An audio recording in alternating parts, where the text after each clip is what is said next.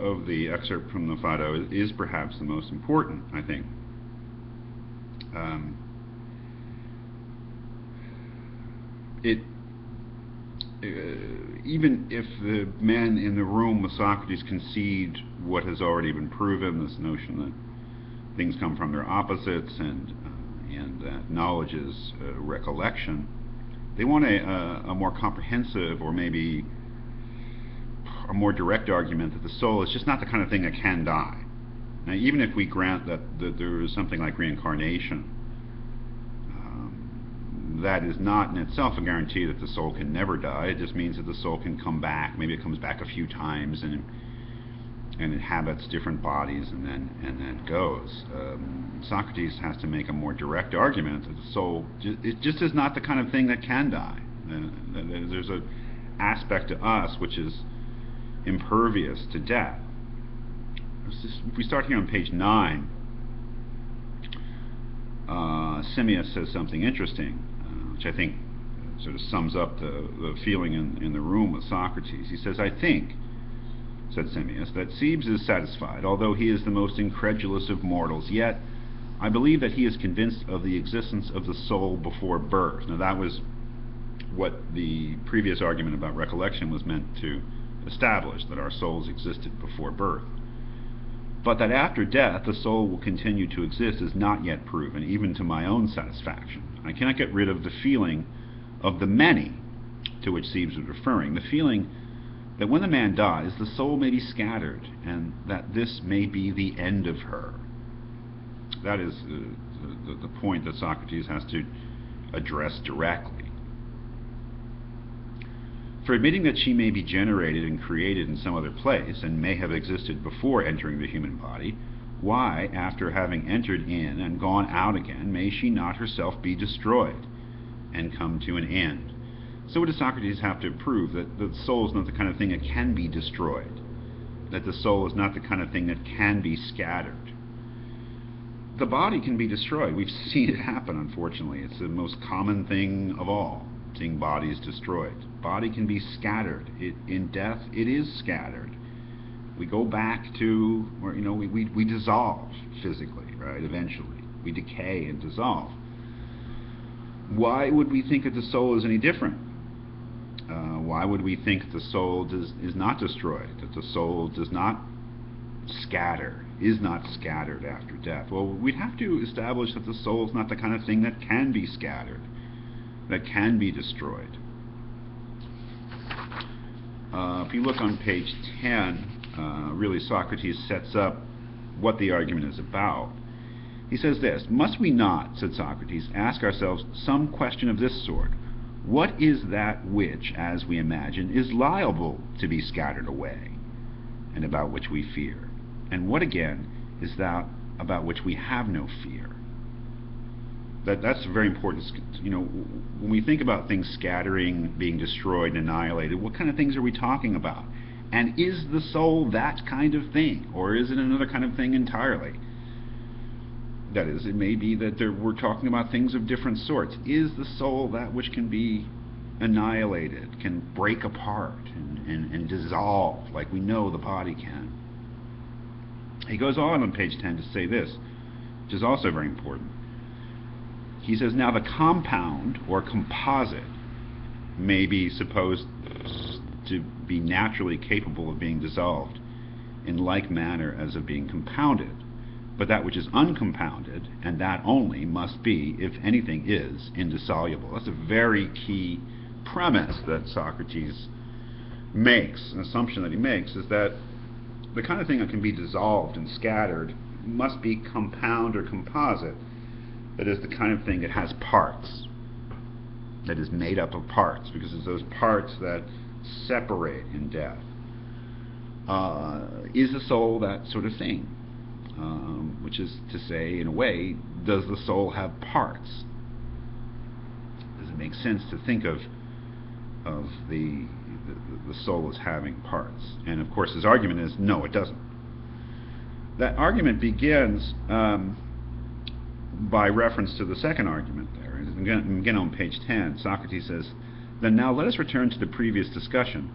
Is that idea or essence, which in the dialectical process we define as essence of true existence, whether essence of equality, beauty, or anything else, again in these forms or abstract ideas that we were talking about, are these essences, I say, liable at times to some degree of change, or are they each of them always what they are, having the same simple, self-existent and unchanging forms, and not admitting of variation at all, or in any way or any time? That's crucial. This idea that concepts, ideas, are not physical things that go through changes.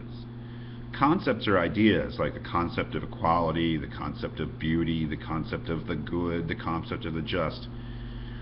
These are ideas. These are mental, well, these are things that we grasp with the intellect, and they do not change, and not the kind of things that can change. I mean, physical things change, but ideas, at least these sort of ideas, these essences, they don't change. That's why Siebes, his friend, is so quick to say, they must always be the same, Socrates, right below that.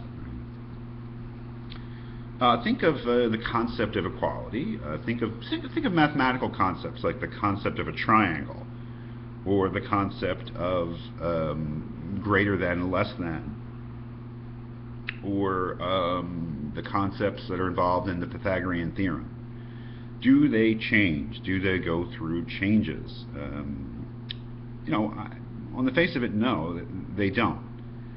That is, if we thought about the concept of a triangle, that Socrates, whatever he was thinking of 2,500 years ago, if he thought of what a triangle is, and we think of what a triangle is, not a triangle drawn on the page, but the concept of one, then you can make a pretty fair argument that we were thinking of the same thing.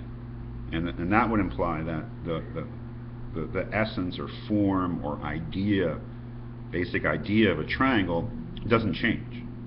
It's not the kind of thing that can change. If you concede that, then you're most of the way towards Socrates' argument.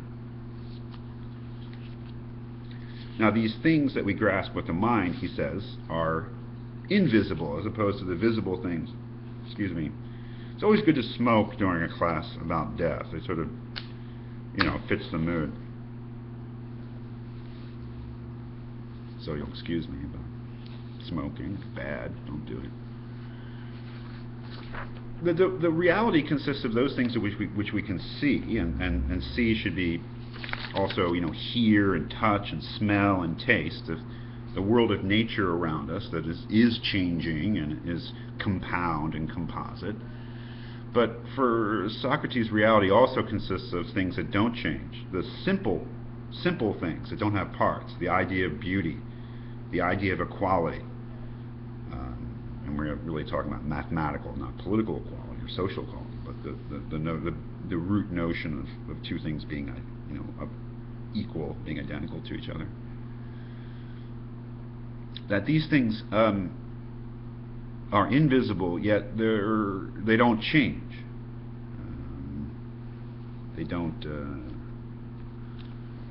They don't have histories in the sense that a physical body goes through changes and has a history of changes that it goes through.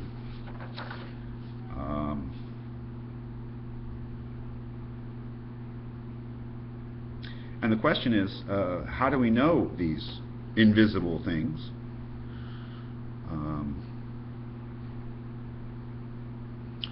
Let's go to page, it must be on page 10.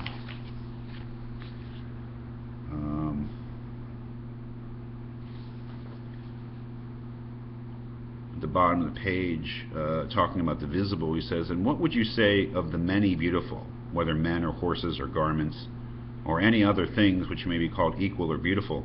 Are they all unchanging and the same always, or quite the reverse? May they not rather be described as almost always changing, and hardly ever the same, either with themselves or one another, as physical things are always going through changes?" Socrates continues, "And these you can touch and see and perceive with the senses, but the unchanging things you can only perceive with the mind. They are invisible and are not seen." That is very true, says Siebes. "Well then," Socrates added, "let us suppose that there are two sorts of existences, two fundamentally different sorts of thing. One seen, that's the changing physical world. The other unseen, that's the unchanging conceptual or intellectual world. The seen is the changing, and the unseen is the unchanging. And further, is not one part of us body, and the rest of us soul?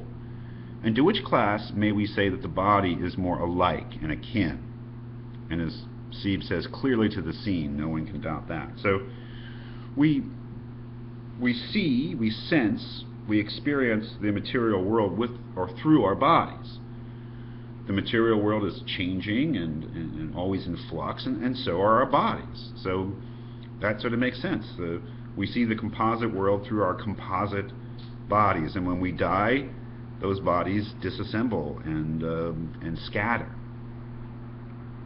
And then Socrates says, and to which class, and is the soul seen or not seen?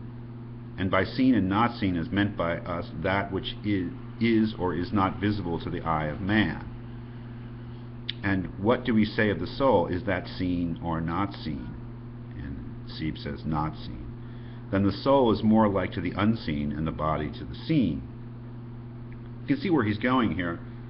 The body is what puts us in touch with nature, the world of flux and physical things which are temporary, and the body is itself temporary. The mind, or the intellect, or what's sometimes called the soul here, puts us in touch with the unchanging reality of the essences, the ideas, or forms. This is why this is sometimes referred to as the argument from Affinity. If the mind, or intellect, or soul is able to comprehend these unchanging realities, then it itself must be like them. It must share their nature in order to know them.